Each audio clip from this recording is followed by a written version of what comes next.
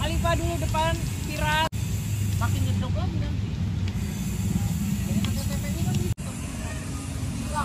92 awas tuh pada jatuh.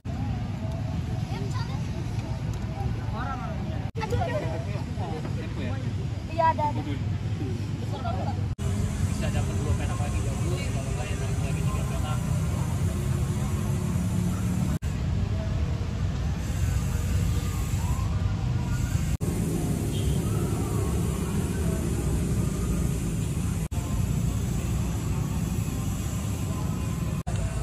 Kita bawa pulang lah. Fasilitas khususnya tempat berlatih memang masih kurang sekali. Kondisinya kalau abang bisa lihat, trek lapangan yang kita gunakan untuk latihan sudah mulai pecah.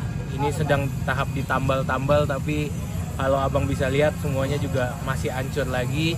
Harapannya sih 3 bulan ini ya kita dengan kondisi saat ini lapangan yang mulai hancur, harapannya sih kita bisa tesi di luar gitu. Selain itu kendala kita apa aja, Bang?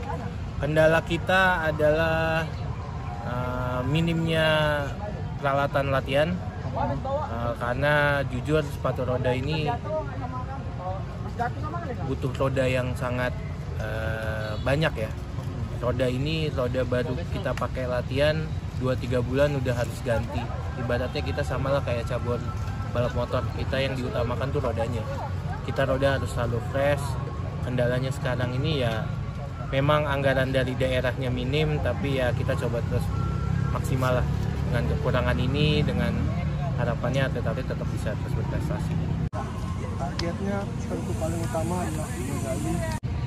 Kalau yang paling dibutuhkan tentu ya, pasti support sih ya, support tuh macam-macam sih, entah support moral atau support berupa bantuan ya. Bantuan tuh mungkin dirasa dalam sepatu roda banyak komponen yang pentingnya, paling utama tuh lapangan, kedua mungkin penunjang kita untuk latihan roda.